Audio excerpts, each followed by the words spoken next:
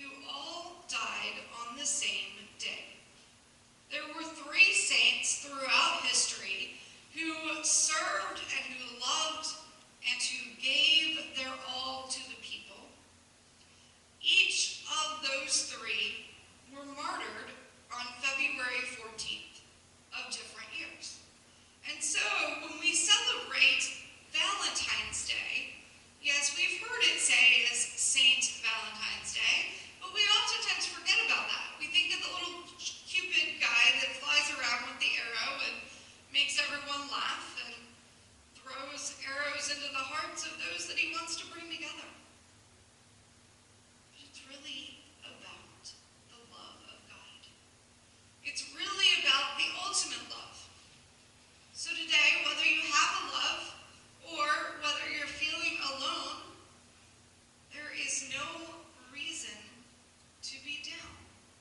Because ultimately, who we are praising, who we are worshiping, who we are celebrating is the love of God himself, who created us, who nurtured us, who loves us, and who waits for us in heaven. So this day, I want you to twist your way of thinking about Valentine's Day. I want you to quit thinking of it as a day of chocolate and flowers, and instead think about it as an opportunity to reset the course of love in this community and around the world. On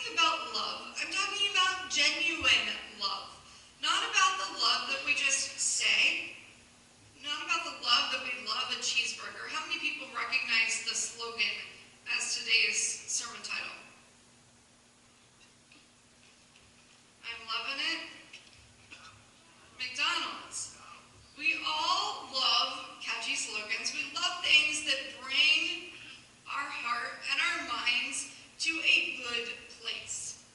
I think every kid loved playing at McDonald's playgrounds and joining together in a Happy Meal. But what I'm talking about is genuine love that makes you smile, that brings you hope, that brings you joy. A little girl stayed for dinner at the home of her friend.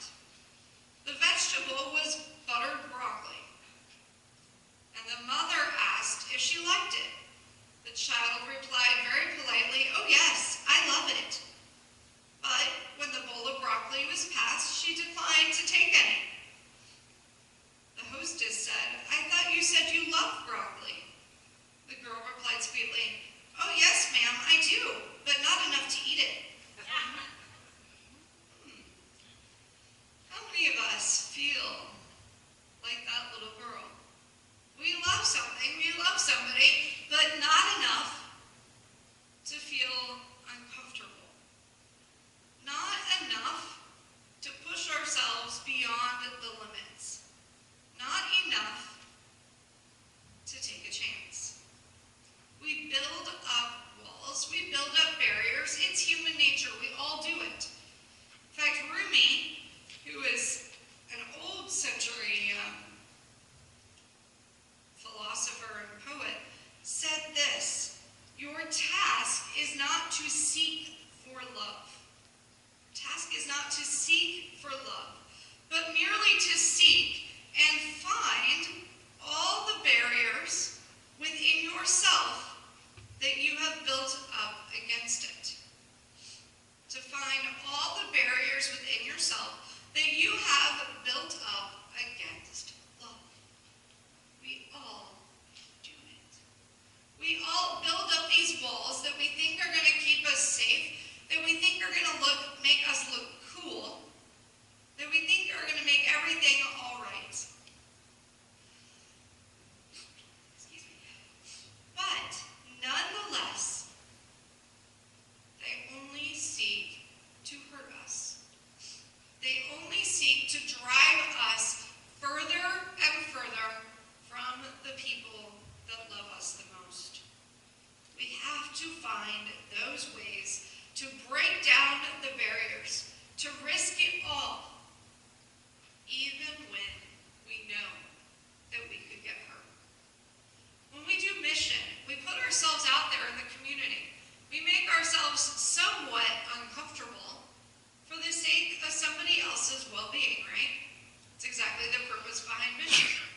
But nonetheless, we make ourselves uncomfortable for love. That is love. When you're willing to reach outside to do something that might hurt for the sake of someone else, that is love. During the Puritan Oliver Cromwell's reign as Lord Protector of England, a young soldier was sentenced to die.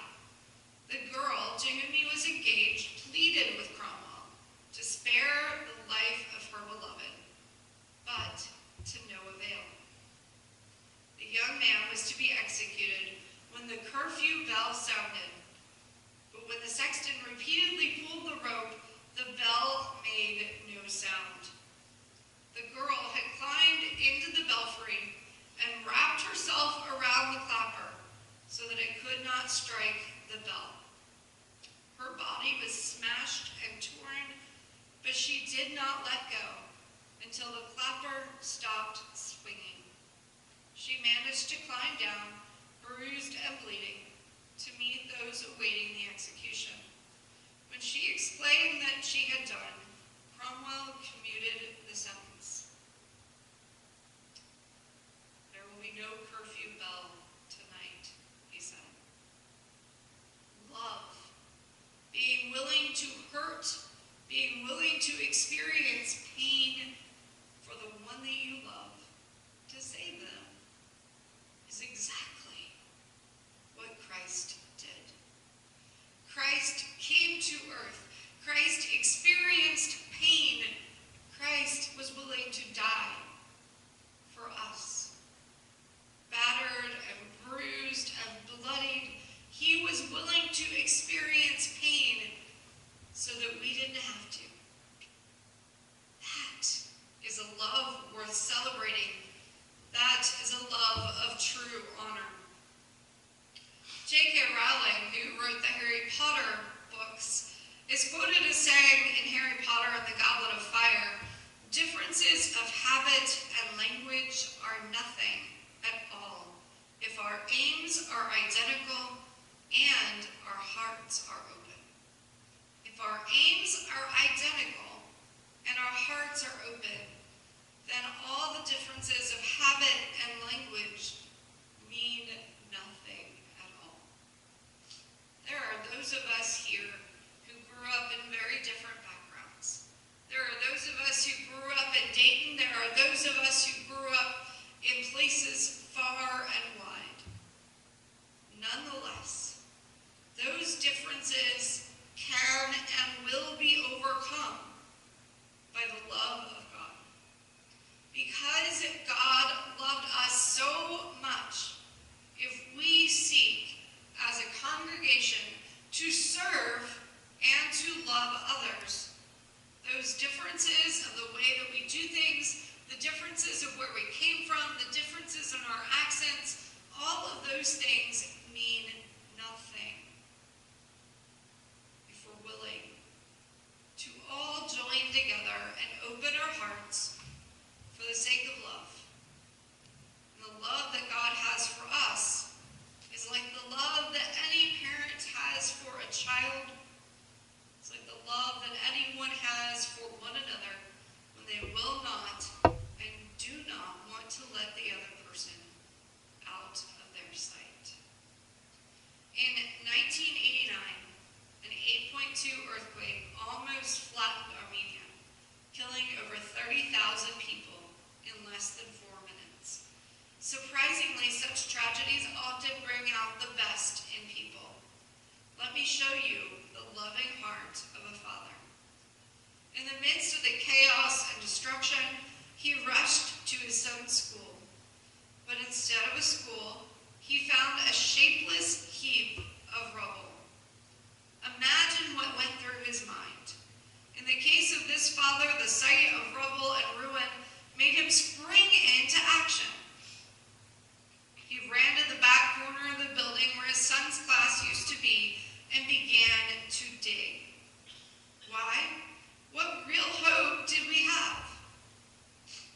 What were the chances that his son could survive such destruction and devastation?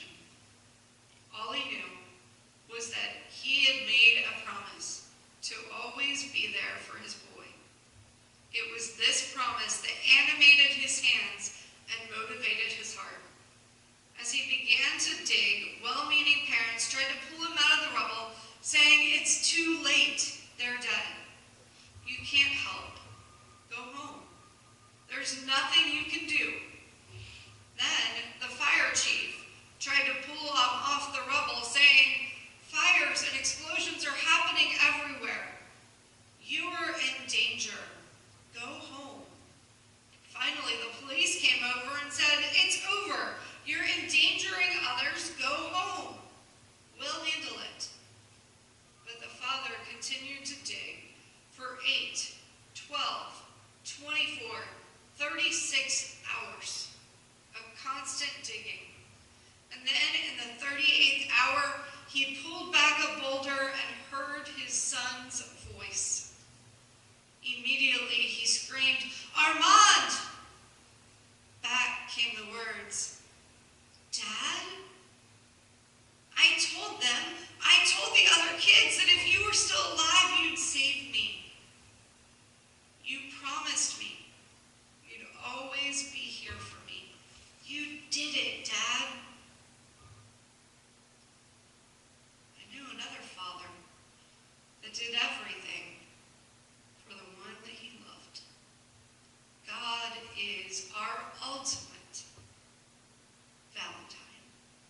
May all honor and love and praise be to him now and forevermore.